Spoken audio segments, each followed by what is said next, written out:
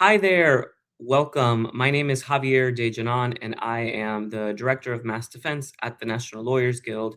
I'm also a member of the People's Law Collective, and we are here today to talk about the Prairieland Antifa trial. I want to thank Defending Rights and Dissent for hosting this, for inviting me. I will be moderating this panel where we'll have a couple of speakers and I'll have some questions for them.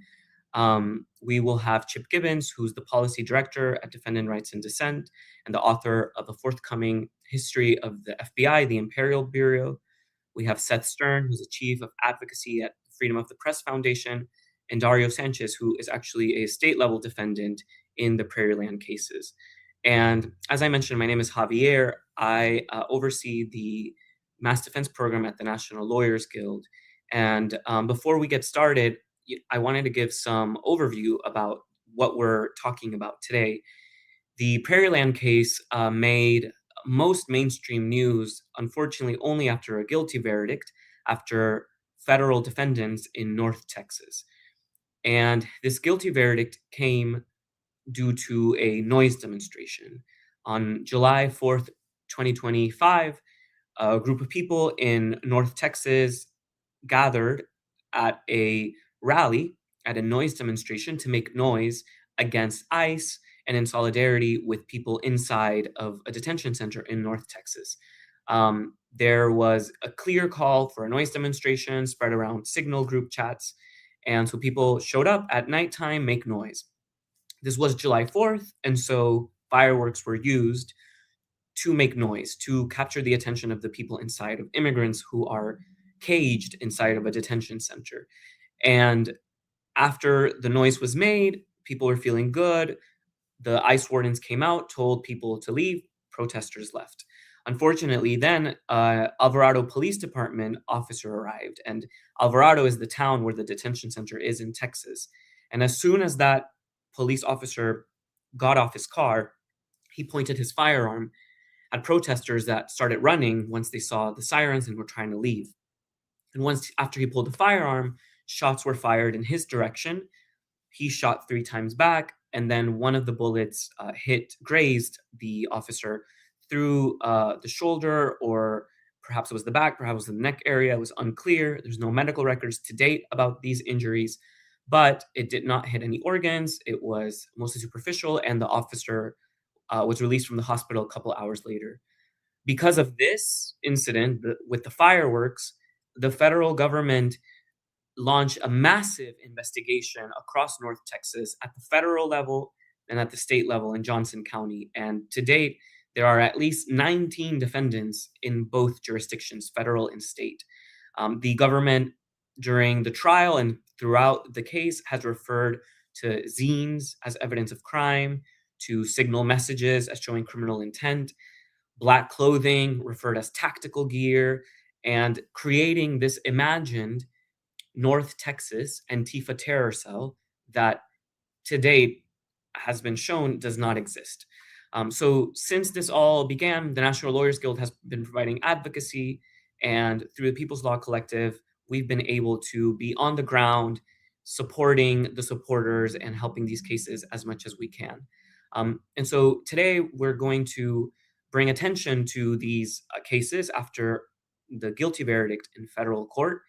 And my hope is that as you all learn about this case, you find ways to plug in and support them, as they are setting a very dangerous precedent in this country. And so, to get us started, I want to start with, I think, one of our biggest panelists, which is Dario. Dario is currently facing state level charges, so he is a defendant right now. And so, Dario, I wanted to ask you if you can talk about this case, how it's impacted your life, and if you can, what are your reflections on this federal trial? Sure. Yeah, I guess when it comes to the way that this has affected me, it's thrown my life completely into chaos. I mean, I am fortunate to be out of jail right now, to be out on bond, but even then I've had these kind of crazy restrictions placed on me to where, you know,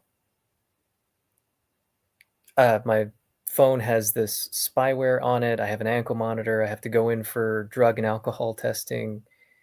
It's, it's changed the way I talk to my own friends, because some of these restrictions are things like, oh, what you call it? I'm being monitored for gun violence, anti-government, and violence in general. So it was very broad and very vague.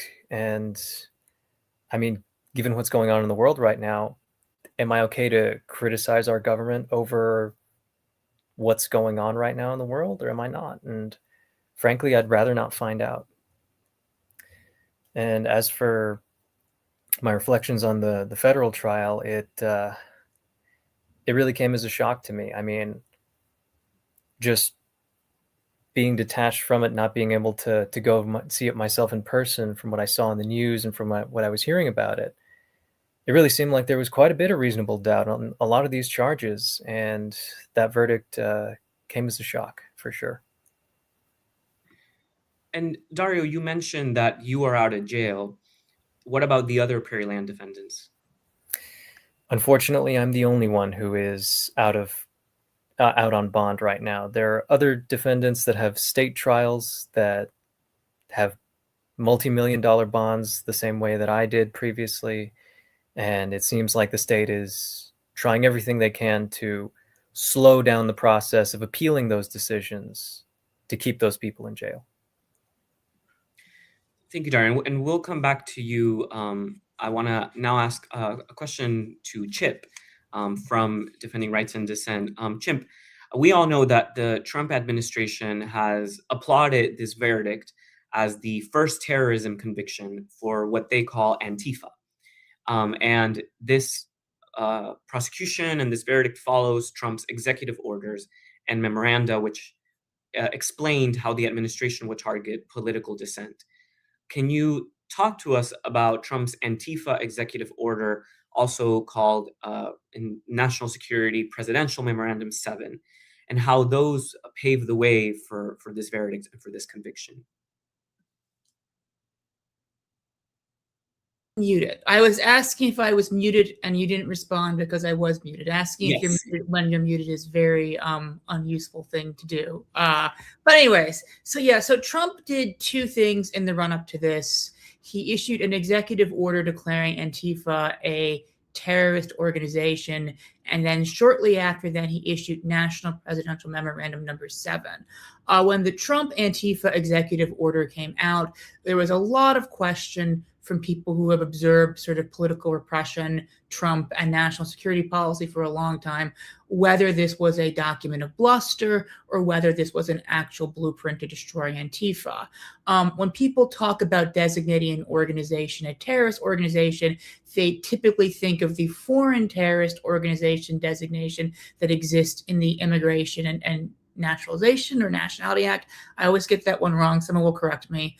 That was added there by the Anti-Terrorism Effective Death Penalty Act, which essentially allows the Secretary of State to create a blacklist of foreign organizations that then makes it a crime to provide material support to. And material support can include, in some cases, political speech, if it is coordinated with them. Of course, they cannot take away your right to engage in independent political advocacy. There's also a second terrorism designation scheme based on the International Emergency Powers Act, which again is supposed to be international in nature, and functions much the same way. This sort of emergency powers framework is, of course, now being expanded to target human rights groups, as well as United Nations officials and International Criminal Court judges, which just shows how escalating this is. There is no equivalent designation for a domestic organization, which some people said, well, that makes the organization, that makes it sort of meaningless. But that's not necessarily true. I mean, historically,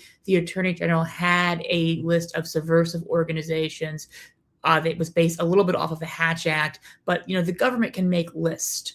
And the other thing that I think people need to pick up on is that it described Antifa as a militarist anarchist enterprise. The FBI internally has a category of investigations called terrorist enterprise investigations, and it divides those into different subcategories. One of those subcategories is terrorist enterprise anarchist. So what this was clearly, in my mind, doing was communicating to the FBI to pursue groups that were dubbed Antifa, and we can discuss what that is or is not, if that, even as a term as a defined meaning, as anarchist enterprises, which is a way they prosecute people. NSPM 7 sort of lays out a strategy to attack the left using the pre-existing counterterrorism structure that really escalated and ossified after 9/11, but goes back well before 9/11, and in many ways starts to be developed as a way to undermine the post-Watergate reforms that sort of limited the McCarthy Cold War era political repression, because Nixon had gone too far. He went after his Democrats as opposed to just anti-war and socialist and communist as other presidents had done.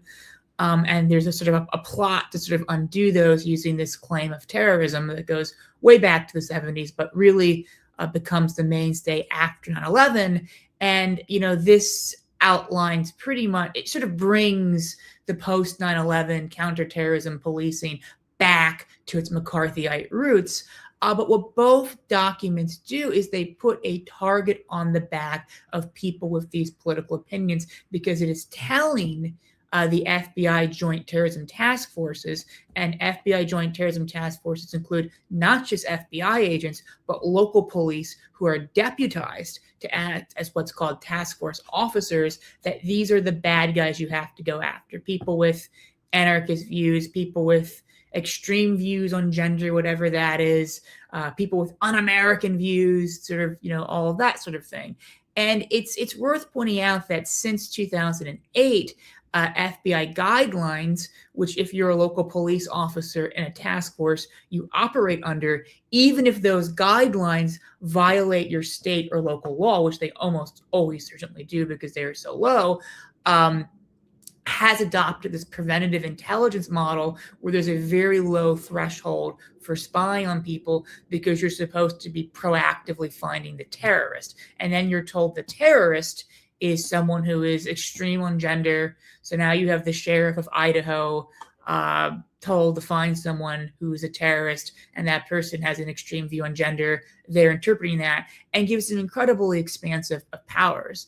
In the Prairieland case, that we went beyond just surveillance, which is very pernicious, and mostly what we deal with, into sort of the manipulation and hijacking of the legal process into basically lawfare against opponents of the administration, bringing these sort of fraudulent charges through twisted legal logic, which is a very disturbing escalation.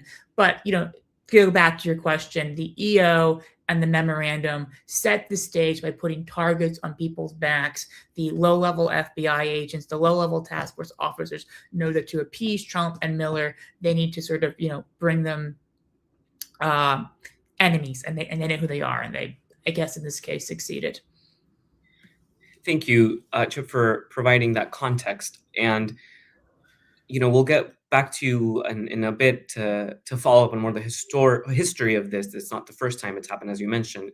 But I wanted to turn now to Seth, who I'm really excited is here, because one aspect of the Prairieland cases that hasn't got that much attention is the fact that throughout the federal trial, and even before in the indictments, the prosecutors repeatedly use what they called, quote unquote, radical zines, we would just call zines, as evidence of crime against the defendants.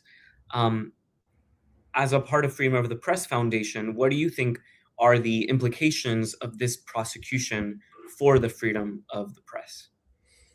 Yeah, well, not only were zines used as evidence, but one person, Daniel Sanchez Estrada, who wasn't even at the protest in question, was convicted solely for transporting zines on the theory that those zines otherwise could have been used as evidence against his wife, who was at the protest, and he was concealing them. So zines were very much at the center of this prosecution. I think the first thing that we need to get straight to even start to analyze the First Amendment implications of the case is that the First Amendment protections for anti-government speech, for controversial or so-called radical speech, are not any weaker than the First Amendment protections for any other speech. In fact, that's kind of the whole point of free speech. You can go to the most repressive society on earth and say what the government wants you to say, and you won't have any problems because nobody is trying to repress you from saying what the government wants you to say.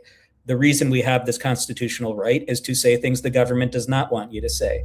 And when you look at the origins of the First Amendment, the founders were, for all of their very serious flaws, they were revolutionaries. They were insurrectionists, and they wrote literature that reflected that.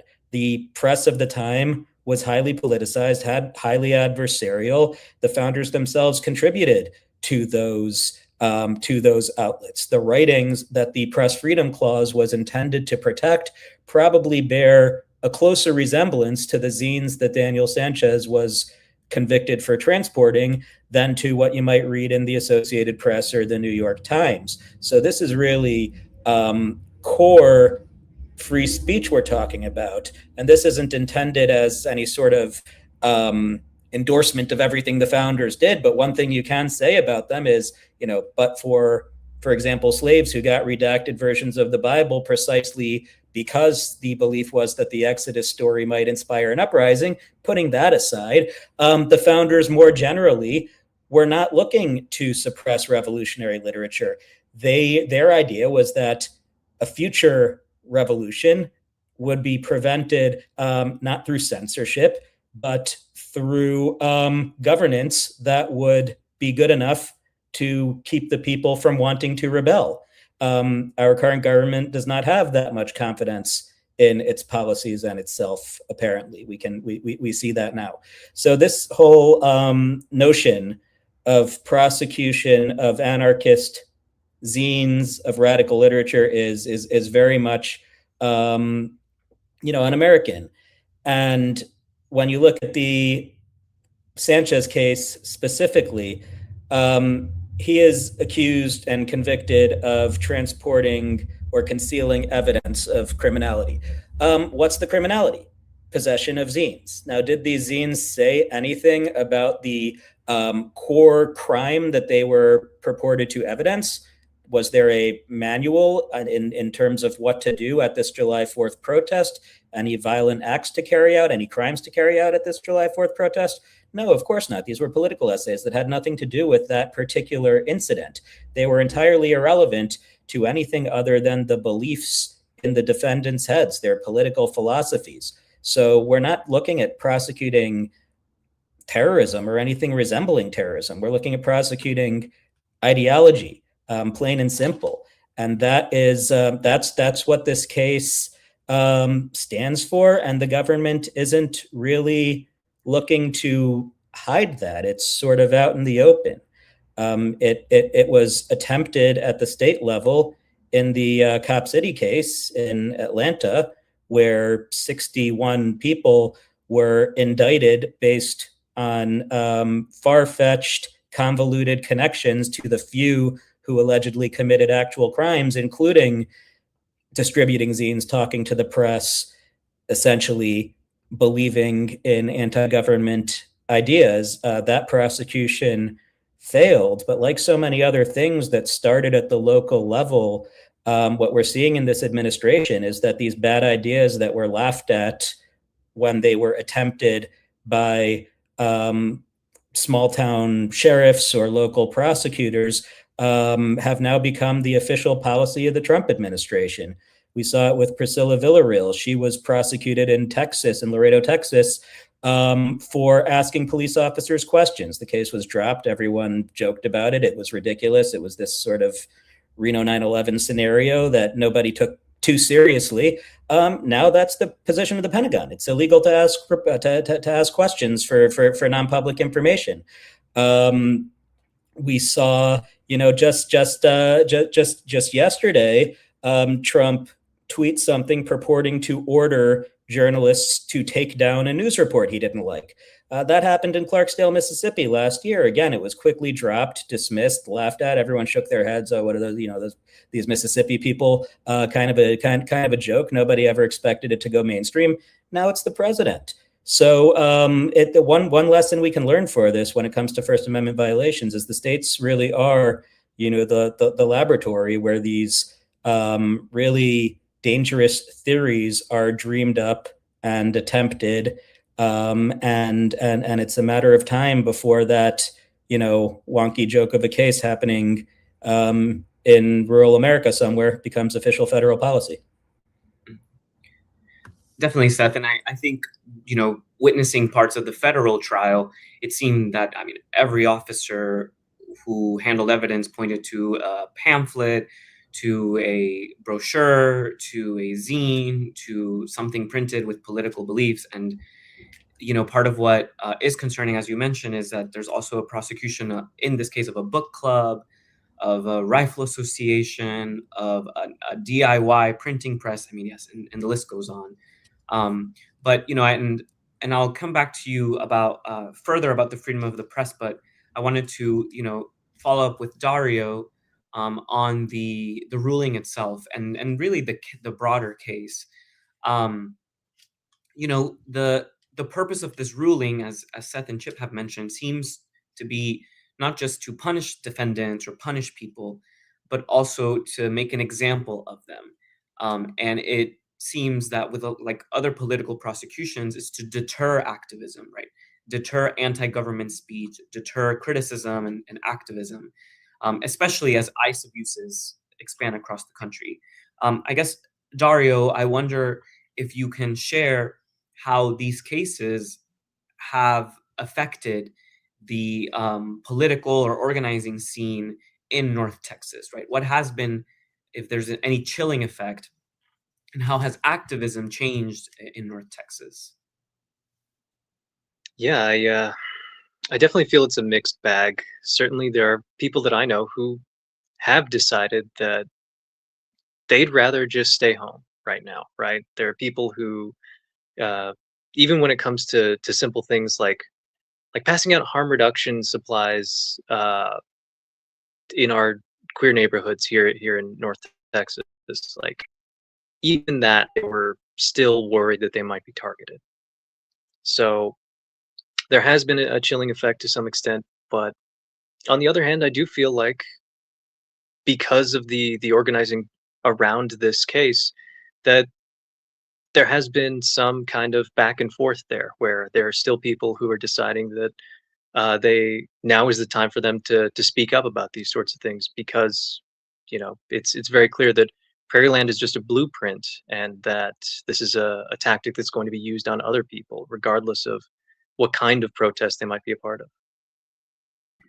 Yeah, and definitely often with these political prosecutions, right, that's the goal, to silence. I guess, even traveling a bit more in the past with how much you can share.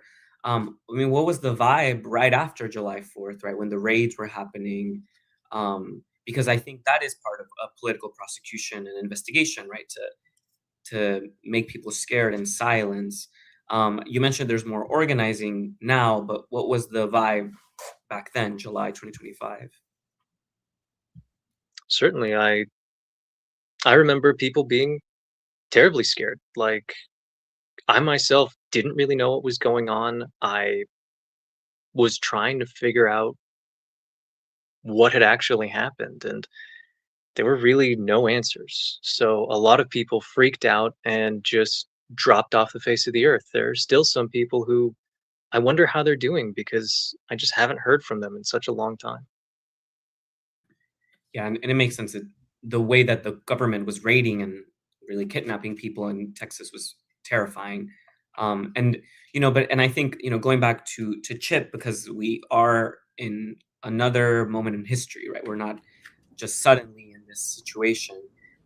Even though this is the first guilty verdict of this kind, right, of the Antifa flavor, we could say, we know that U.S. repression of political activism is nothing new.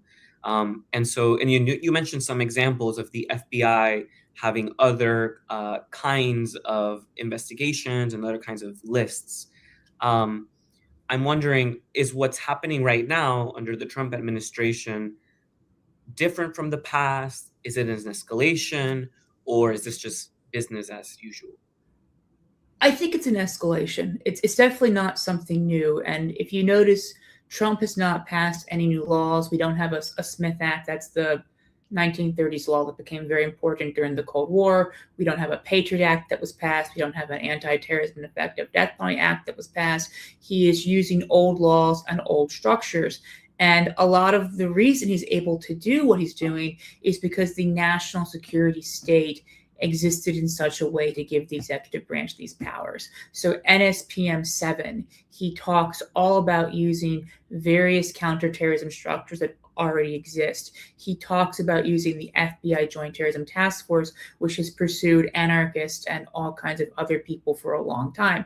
He talks about the preventative framework. The preventative framework has been the door for political surveillance in this country since the 1970s. Again, I mentioned the sort of reaction post-Watergate, the sort of the McCarthy, Hoover, whatever you want to call it, Cold War type surveillance, where the FBI was spying on first what they called subversives, and then later they added an extremist. What's an extremist? What's a subversive? You know, that's an interesting question. But after that point, they were sort of told you can't do this anymore, and they start to say, okay, we're not spying on political views. We're spying on people in order to prevent violations of particular statutes. And as soon as the Church Committee report comes out, Barry Goldwater, in his dissent, says we won't be able to prevent terrorism if we limit FBI surveillance. Very few people were thinking about preventing terrorism in 1975, but there's this steady drumbeat, first from the Heritage Foundation, then from the Reagan administration, then from these sort of various Senate subcommittees that again and again attacked the post-Watergate reform, saying that when you stop the FBI from spying on people, unless they're agents of a foreign power or committing a crime, we can't prevent terrorism because terrorism is a political crime and terrorists come out of political movements and political movements automatically give birth to terrorism. Therefore, we have to preventively spy on politics. And this existed as this sort of revanchist McCarthyite position. And then post 9/11, what do John Ashcroft and Robert Mueller come out and say? The FBI is no longer a law enforcement agency that prosecutes terrorism after the fact, but an intelligence agency that prevents it before it occurs. They strip it of the open McCarthyite aspirations of it. But as we now see with Trump talking about preventing, a preventative approach to Antifa, it's come full circle. And, it's worth pointing out that the FBI put forward a counterterrorism strategy for both domestic and international terrorism. And I think it was 2009, they called it a disruption strategy. Of course, disruption was the language of counterintelligence program. Disruption is the language of NSPM 7. It's language of a lot of things. The FBI loves disruption.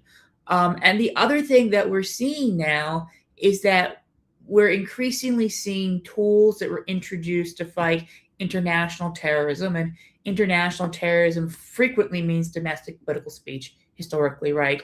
If you were against Ronald Reagan's foreign policy, if you are a Palestinian who thinks Palestinians are human beings and have rights, you were targeted as an international terrorist, even if you were a U.S. citizen engaging in political speech in the U.S., because the constitutional protections and restrictions in international terrorism were less than domestic terrorism. Well, what we're seeing now is the increased desire to take concepts from the international terrorism sphere, like list of terrorism designations, like attacks on so-called financing and things of that nature, and applying them domestically. So we've accepted, I didn't accept, but we as society accepted, okay, international terrorism, less protections, more surveillance, because it's about foreigners. Oh, wait, it's about Americans, but they're international terrorists.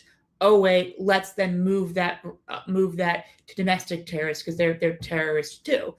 So we see this sort of expansion of existing national security policies, as well as just the use of them. So this is very much an escalation. And I must note, when Trump became president, the United States was in the worst crisis for freedom of speech since the post 9/11 era. Now, he's taken us back to the McCarthy era or the Red Scare, but we were in a crisis for free speech because of the crackdown on pro-Palestinian speech, which was largely through fake allegations of anti-Semitism, fake allegations of terrorism, and just wanton brutality, as we witnessed against the students. And because of this Palestine exception to the First Amendment that has festered for far too long, Trump was able to take that and build on that and sort of take us to a sort of a general exception to the First Amendment. So I do not think we can talk about Trump's political repression without remembering the bipartisan attacks on Palestinian supporters and Palestinian human rights activists. And I say that as Israel today has just assassinated another journalist in Gaza and is carrying out some of the most sickening acts of aggression in downtown Beirut that I've witnessed yet. So we have to remember he is building off of the national security policy. He is building off of a McCarthyite legacy of counterterrorism, and he is building off of the Palestinian exception to First Amendment to sort of escalate us from a sort of post 9/11 type free speech crisis into a McCarthy era type free speech crisis. And I don't think he's done yet. Who knows how far he takes us if we don't stop it. And I mean stopping it peacefully and lawfully through protest and getting Congress to do their job, not anything else. Please don't put me on the list for saying that. I meant Don't worry, you're in good company, Chip. I think I'm afraid of that. I'm afraid I'm already on a list. We're in the best company. And something too, Chip, you mentioned, which came by Seth with the chronology with the Cop City movement and the Stop Cop City prosecutions. People forget, and I get asked often, that this happened in one of the bluest cities of the South, bluest counties of the South, under a Democrat mayor, under the Democrat Biden administration. That was when the Stop Cop City prosecutions really spun out of control. And now, right, like you mentioned, the platter was given to a federal administration that is extremely conservative and extremely red, some people would say. I'm going to turn to Seth with another question, but before we move on, Chip, something that you already kind of brought up was other examples of these, so-called extremists or identity extremists. And because often what I've heard, right, is people say, well, I'm not Antifa, right? I'm not someone who believes in anarchism. I'm not a gender extremist. But I'm wondering if you could give other examples, from the past decades or even right now, that might challenge people in that their beliefs might come next or have already come. Well, I mean, so the FBI has sort of a bifurcated counterterrorism structure. It does international terrorism, which is traditionally linked to support for a foreign terrorist organization or what's called a homegrown violent extremist. This means being Muslim. That's basically what it means. Homegrown violent extremists are people who are born in the U.S., oftentimes born here, self-radicalized in the U.S., whatever that means, but were radicalized by an international organization. So if you're a domestic terrorist who is Muslim, we say you're an international terrorist. In the domestic terrorism side of things, they police things through what they call persistent extremist movements. The FBI has sort of, in the last Trump administration and continuing through Biden, sort of warped the definitions of persistent extremist movements, sort of combining different categories together to hide what they're spying on. So anarchist, Puerto Ricans, the FBI recognizes Puerto Rican extremists, the DHS does not. It's always fascinating in the DHS FBI joint documents. There's a little footnote like, Puerto Rican extremists are recognized by the FBI, but not by the DHS. So they combine together Puerto Ricans, anarchists, sovereign citizens, and militias into a group called anti-government, anti-authority extremists. They combine together what they used to call black extremists and white extremists into racially motivated violent extremists. But internally, as far as we can tell, the FBI still uses the old categories. So what is an anarchist extremist? It is somebody who opposes racial, social, political hierarchies, corporate globalization, or capitalism. It's fascinating because the definition is still very much influenced by the 1999 Seattle protest movement, which is where I think a lot of it was defined. So the FBI is saying, if you don't like corporate globalization, which is a very nebulous term, I think most people probably don't like that unless they work for like Nike or Goldman Sachs. If you oppose racial, social, I think it's actually unjust.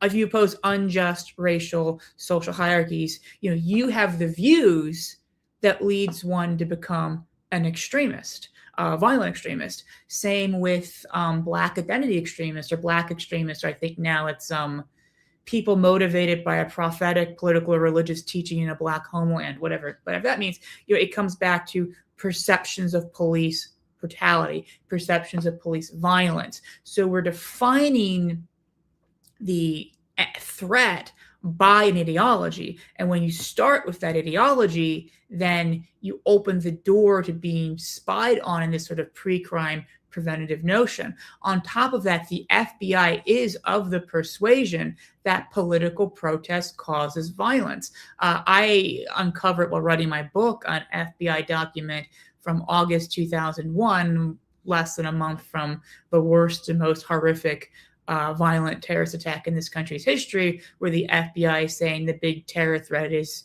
anarchists, the people we're talking about today. And, they have a number of reasons why they think this. First of all, the anarchists have already assassinated President McKinley. That is 100 years before this document, but okay, FBI, assassination of President McKinley, you go respond to that.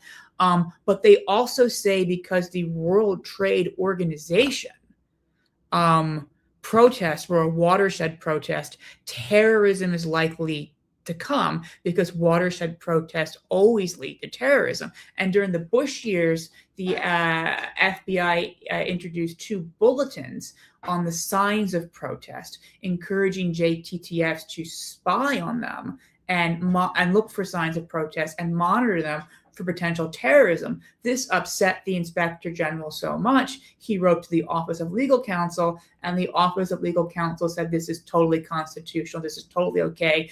Even though you're, monitoring speech, which is what you're doing, you're actually not monitoring speech. You're looking for potential violations of civil unrest statutes, which counts as terrorism. So we have adopted a pre-crime preventative framework in which political activity that is protected by the First Amendment, and it's subjective whether something is extreme or radical or not. I'm not going to play that game, is the first step to becoming an extremist or a terrorist, or whatever the word du jour is. And therefore we start spying there. Yeah, and that makes a lot of sense, Chip, why this federal government was so quick at calling someone who was killed, like Alex Preddy or Renee Nicole Good, terrorists, right? Because they have this framework where a First Amendment protected activity that's political would amount to, eventually they'd say terrorism. But so thank you, Chip. I want to now turn to Seth.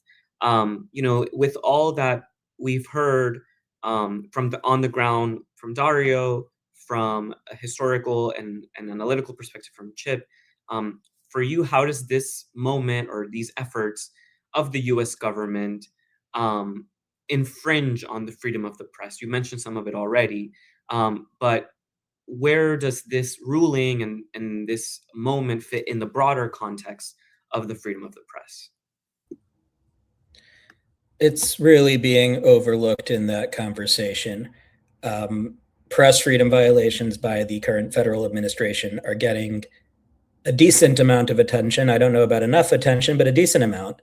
That said, most of the attention is focused on attacks on the mainstream media, on CNN, on the New York Times, the Pentagon Press Pool, the White House Press Association, so on and so forth. And those attacks are important, but there is a next step to the campaign to silence and rein in the U.S. media, beyond corporate media. And some might be of the mind that, well, Trump is only concerned with corporate media because That's what he's most aware of. That's what makes the biggest headlines. He's sort of a product of 1980s Manhattan. So when he thinks the media, he thinks the New York Times and, CBS News. Maybe that's the case, but I fear it's not. I fear that corporate media is step one. And after that comes independent media, nonprofit media, and speech that might not typically be considered in the common language media at all. Communications and organizing, zines, which are certainly, as I said, based on the founder's conception of what the press is, press, but not usually what people these days think of. The corporate media, already is kind of not great and hasn't been for a while for any number of reasons. So if you're looking to sort of make lemonade out of the situation, you might think, well, Trump's going to destroy the corporate media and make it so non-credible that nobody tunes in anymore. And then there's going to be this sort of uprising of great independent, shoe leather journalists who are what the press was supposed to be before it became corporate media, and we're going to destroy and rebuild, and in the future we're going to have something better. That's sort of the idealist vision of where this all goes. I mean, that vision doesn't work if the independent press is also kneecapped. And when you start looking at these attacks on ideologies, as Chip was describing, the independent press tends to be more ideological, a little bit more, quote unquote, radical, anti-establishment. So it's not really that far from what we're seeing in the Prairieland case to get to a point where a news outlet, let's say a nonprofit news outlet that reports critically about Israel, let's say, is declared to be a supporter of terrorism and has their tax exempt status, rescinded. That's something that several members of Congress advocated for during the Biden administration, when the Associated Press and other outlets were purchasing photographs from Palestinian journalists. So, and from there, you get to a point where, well, is this news outlet providing material support to Antifa by lending a platform to the nebulous ideological elements that are defined to encompass domestic extremism, as Chip described? So we're not as far away from those scenarios as we might think. And the other component of this case, and particularly Daniel Sanchez's prosecution, that is concerning to me is the idea that you can punish possession or transportation of news when you can't punish reporting of news. That is a theory that we have seen sort of experimented with in several ways over the years. And you were talking about how this is not solely a red state issue. Look at the state of California. There was an attempt made, fortunately it didn't go anywhere, by the LA Sheriff's Department to investigate and potentially prosecute an LA Times journalist for merely possessing police records. Another journalist was actually sued by the city of Los Angeles for not giving back police mugshots that the department had released to him pursuant to his public records request after he had to sue to get those documents. Let's say in Florida, there's a journalist named Tim Burke who has been prosecuted, who is currently being prosecuted, started with the Biden administration, still happening now, for finding information that was openly available with a little bit of tech savvy on the internet at an unencrypted public URL for possessing it. He couldn't be restrained from reporting it, but the prosecution is essentially going after him for receiving it. And it goes on both sides politically. During the Biden administration, Project Veritas, which I am not in any way defending their journalistic output or anything that they do, but they were investigated for possessing Ashley Biden's diary, which they obtained lawfully. Whether you think they should have been reporting on it or not, as an ethical matter, they obtained it lawfully. In the past, journalists have been allowed to publish information they obtained lawfully. If someone broke the law to get it to them in the first place, that's a separate matter. But the journalist is entitled to publish. That wasn't so much the case. So, there have been and Chip in the chat mentioned the Palestine Chronicle. Another example of a publication targeted merely for its ideological perspective, a nonprofit status. That is a weapon that Trump has alluded to wielding, hasn't gone super far with it yet. I think kind of had a false start because he made the unwise decision to first target Harvard, the most wealthy and lawyered up nonprofit he could find, as opposed to starting small. But, as we see these things that Trump is fixated on that sort of fall into the background, like, stealing Greenland, or maybe next it is revoking tax-exempt status of nonprofits he doesn't like. These things can still certainly happen. So this idea that possessing or transporting news is a workaround for the constitutional prohibition on punishing truthful information is really concerning. It can affect activists like Daniel Sanchez. It can affect independent nonprofit journalists like the Palestine Chronicle, and it can affect national security reporters.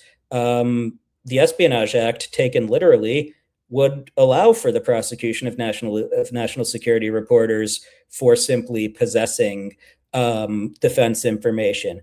My view is that interpretation would be unconstitutional. Past administrations generally, with the subject to the Assange exception, have not wanted to test that, both probably for fear of losing the court case and for fear of political backlash. There's an understanding that prosecuting journalists for publishing government secrets is kind of un-American, and people aren't going to like that. But Trump would love nothing more than to change those norms and test out those theories and bring them to his highly compromised Supreme Court for a final determination. And when you start normalizing the notion that journalists can be punished for merely possessing news, or that anyone can be published for merely possessing literature or information, it's one step closer to breaking down those sort of political barriers to crossing that red line and prosecuting a journalist for merely possessing and reporting leaks, reporting on the same kind of reporting that Trump has been threatening for the last several months. I think we're on the verge. I fully expect one day during this administration to find out that a journalist is being prosecuted for very routine national security reporting for obtaining documents from sources. And I think cases like Daniel Sanchez's are sort of building blocks towards that moment. Yeah, and Seth, something that you mentioned about this march, right, towards fascism, this march towards the erosion and destruction of freedoms. On the flip side, something that I noticed in the Prairieland case reporting, well, other than almost no reporting originally, was that many outlets regurgitated what seemed to be federal government talking points. And, the words ambush, attack, attempted murder, coordinated attack were repeated by outlets, local, national, even international, even though we all knew and we saw during the trial, none of this happened. I guess, just briefly, if you can comment on that flip side, right, on the federal government, does it have its own media machine? Does it have its own propaganda machine, even though it's supposed to be trying to get rid of the corporate machine? Yes. At Freedom of the Press Foundation, we defend the rights of journalists in hopes that when equipped with those rights, they will do a good job and produce good, thorough, in-depth adversarial reporting. But they don't always. Too often they don't. And that's certainly an example, just like we see in international reporting that the government line is prioritized over foreign adversaries. No matter how many times our government is exposed as liars, it continues to get quoted, shape the framing of stories, while adversaries are not given similar opportunities. We see the same thing day to day when it comes to not only reporting on Antifa and so-called domestic terrorism, but on crime. The cops often, almost always, dictate the framing of that reporting in much of the mainstream media. And that is based on any number of factors. Obviously, reporters, like anyone else, are looking to finish their work and go home. And the easiest way to finish your work and go home is to essentially let the government's press release frame your story, get one quote to the contrary to make it look two-sided, and be done with it. So to some extent, laziness is a factor. There's also just lack of access, though. You've got to get words on paper or your editor is going to be pissed off. And when FOIA doesn't work, you submit public records requests, get no response for months and years at a time, or get bogus denials when all of your inquiries are routed to a public information officer, a PR flak, rather than anyone who actually knows what they're talking about. And lastly, when your sources are inside the police department, your sources are inside the government. Those are the people you talk to every day, and you can get them on the phone easily. It's a lot harder to go get Dario on the phone if you've never dealt with him before. So I'm not excusing it. I'm just trying to explain sort of all of these baked in elements that lead to the deference to law enforcement, the unearned deference to law enforcement that you do often see in the press. And when it comes down to it, journalists need to do a better job. That should not be the way the news reads, particularly during these times when the government's lack of credibility is so glaringly obvious. Not that the government has ever been particularly credible in what it tells the press, but now it's just unavoidable that government sources are untrustworthy, and they're not entitled to really any deference. But old habits are hard to break, and the press does sometimes fall back on old habits, and that's unfortunate. Yeah, thank you, Seth. Yeah, and I think even right after the verdict, the federal government had a press release. The Department of Justice did, with so many untruths, and speaking of a terror cell that doesn't exist, was not proven at trial. But thank you so much, Seth and Chip. I'm going to close this off with Dario, who is still a defendant in these massive Prairieland cases. I want to know, or if you can share, right, like what comes next for your case, for the broader cases, and if you can talk about the federal sentencing, federal appeals, with what you can share. Sure.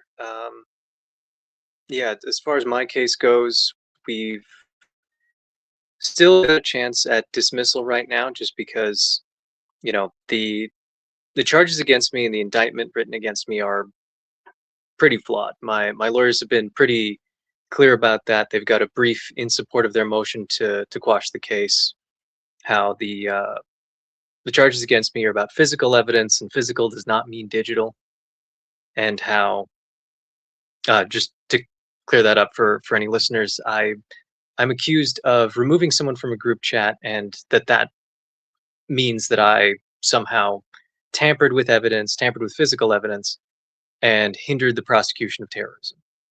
right? And that's a state law in Texas.